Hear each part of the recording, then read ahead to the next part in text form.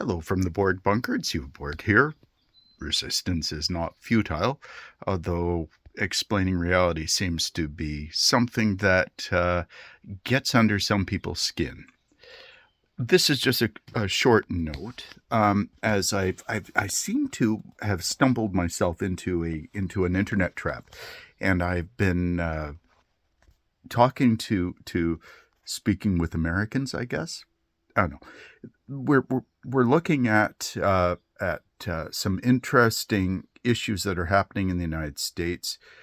There have been on Blue Sky, anyways. There have been a couple of important, and I'll link to this in my Blue Sky, and I'll see if I can put it into my video chat here so that everybody else can see this as well.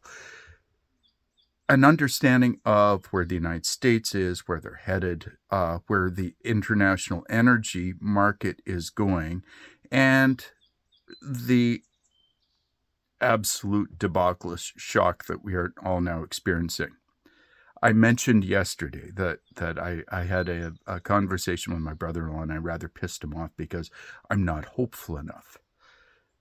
Hope is not an option at this point, from my perspective, in the way that the world is going to play out. Are we all going to die? No, of course not. Is the world going to survive? Of course it will. But let's be very, very clear that we are now at the cusp where this summer, over the next 8 weeks, we're now going to start to see the oil shock shortages, not just the market shock, which goes up and down based on emotion, but the actual physical shocks that will have repercussion throughout the entire economy is going to start to bite into the global community the way it already is in Asia and other places. So for those of us in North America, in Canada, in the United States, in Europe, we're about to see how bad this is going to get. The amount of oil that the world relies on to do absolutely all commerce, and let's put aside for a second the climate change impact of all this stuff. Let's just talk about the energy shock and to our daily life and our ability to manage ourselves and to maintain normal commerce.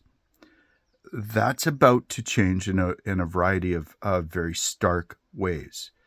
I mentioned in past, grow a garden. Absolutely.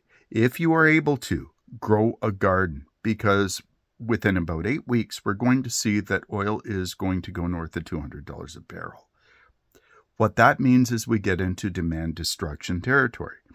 What demand destruction means is a cascading failure of our entire economic system, the same way that the asteroid that whacked the dinosaurs. The initial event, the shock of the asteroid hitting the Earth, was a crisis, and it was really bad. It was kind of like the war in the Gulf, right? Like the war against Iran and the closing of the Strait of Hormuz is. It was a shockwave, but it was an initial shock that set off a cascade of effects that ramified outwards like ripples on a pond from when you throw a rock into it. The damage is not being perceived by most places in the world in the way that it's going to affect us. It's going to really, I fear, I hope I'm wrong. I mean, maybe I am. I mean, this is just my thoughts on this stuff, but it seems to me that we're about to see a cascading failure across the global economic system that is going to absolutely affect our ability to fulfill basic needs at a local level. Our lives are about to get very, very different. We're going to be working and living at perhaps vastly lower energy levels than we're ever really expected to be living at. Changes sucks. Like, this is going to hurt. At an individual level, it means that our lives are about to profoundly change in a variety of ways. Some ways might even be better. I don't know. Like it's not to say that this is doom and gloom, but it just means that brace for shock, because things are about to get really, really rocky. And now, on this Saturday afternoon, I'm looking at the global news, and it looks like the United States is starting to gin up. Iran thinks they are. The NATO thinks they are. Basically, anybody who has any sort of understanding of military affairs knows that they are starting to think about kicking things up a notch in the Strait of Hormuz and in the war against Iran that the Americans are going to do. Because the American government is cornered, because the American government is absolutely bingo options, and is being led by insane madmen and mad women who absolutely have no understanding or functional respect for human life. This is a big problem for the globe.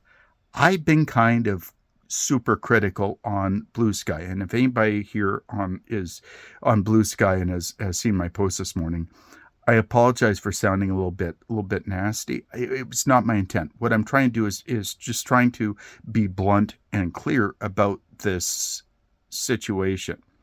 We're entering a new stage of the war. The war is not over. It's not paused. We've had a little bit of a pause period here for the last week or so, which lulls everybody back into a state of complacency, perhaps. It's going to get a lot different, and it's going to have profound effects very soon. I am very concerned about what the fall is going to look like. I've done calculations, like logistics calculations, about the amount of diesel fuel that, say, a school board in central Ontario needs in order to maintain school board functional operations, just putting gas in the buses so that the kids go from A to B and the system works. We might not be able to afford to do it that way going forward. We are going to be looking at systemic and fundamental shocks to our entire economic and productive systems. People are going to lose jobs. People are going to be hungry. People are going to be scared. That means that people are going to be doing irrational things. Keep that in mind as we go forward, as you watch the news over the next few weeks. I know I'm not very fun at parties, but we are at an inflection point of history. It's going to suck for a bit, as we said in the Navy. Embrace the suck, because once you've done that, once you take that greener straight in the face, and your skin stings and your eyes burn, and you've got cold salt water from the North Atlantic pouring through your coat and everything, and it's minus 15 with the wind chill outside, it really, really sucks.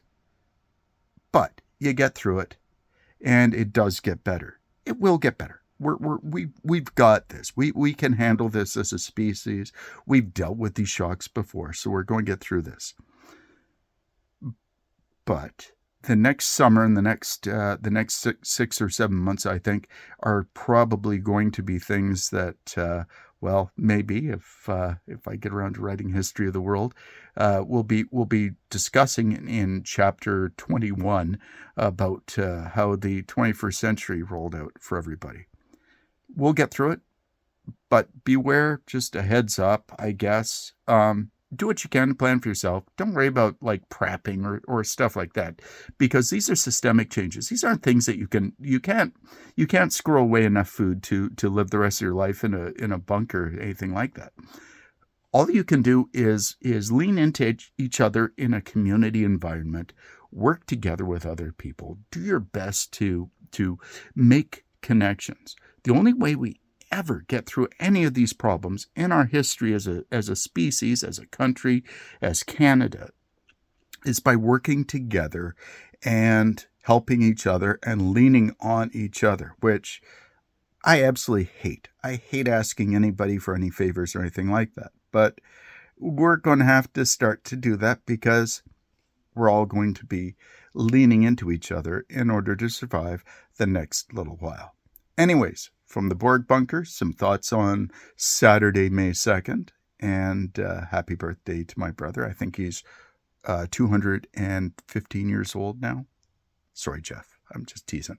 He's not much older than me. But anyways, you guys take care and have yourselves a good weekend. And keep your eyes on the prize and see what happens next week. Because no matter what happens, it will be interesting.